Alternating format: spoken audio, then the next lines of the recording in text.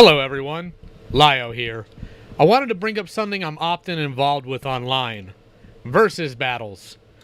Now, in participating in these often, I've noticed several things among all fandoms that tend to cause trouble with such discussions and debates. So, I came up with 10 solid rules or guidelines that'll hopefully help sort these out better. I hope you enjoy it. And mostly, I hope people will use these and stop being retarded about debating these things. Rule number 1. Be very clear of what version of the character you're using and the version of the character your opponent is using. This is important as most fictional characters have different versions based on either the time period or the universe of that specific character or the media they're portrayed in. This will help to clear up any confusion concerning what is or isn't canon concerning that character.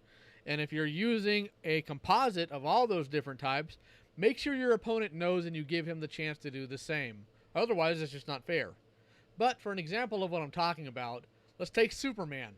There's a pre-crisis Superman, a post-crisis Superman, and the new 252 version of Superman in the comics alone. But there's also the Max Fleischer cartoon Superman, as well as the Bruce Timm Adventures of Superman version. Rule number 2. Be aware of the abilities and limitations of the characters. Don't misconstrue them so that your favorite character may win a bout. If your character has only done so much in a certain feat, don't automatically assume they're capable of doing more unless it's stated or shown. For example, He-Man's greatest feat of strength, talking about the Filmation one of course, is pushing Eternia's moon. We don't know if he's capable of lifting or pushing more, as it's never been shown or stated. Rule number 3. If you make a claim about a character, the burden of proof is on you to demonstrate that it's true. It's not your opponent's job to disprove what you say, but yours to prove what you have claimed. Example, if I say the Sword of Omens from ThunderCats is capable of holding a planet together, I have to show evidence of it as I'm doing now.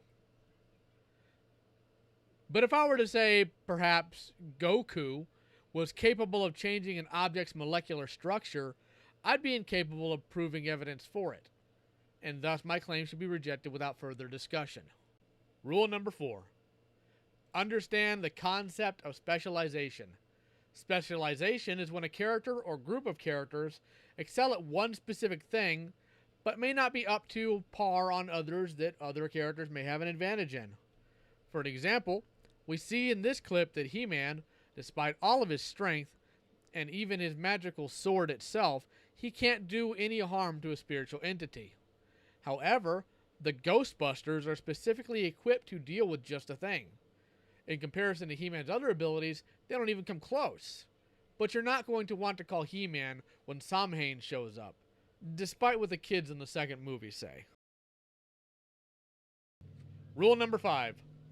Understand that your knowledge is not the same as the character you're touting's knowledge.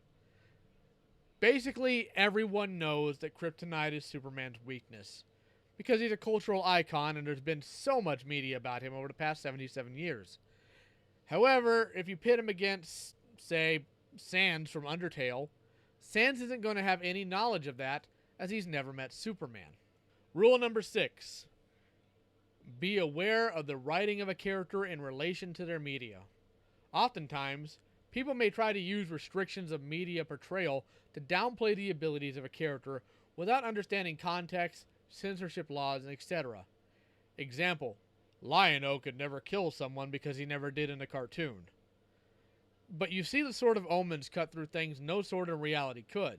The fact that Lion-O didn't cut Mumra down likely had more to do with FCC regulations and parental concerns about violence in children's programming and making it more restricted at the time than it did his personal abilities. Addendum. As it's relative to the writing, show catchphrases are not word of God.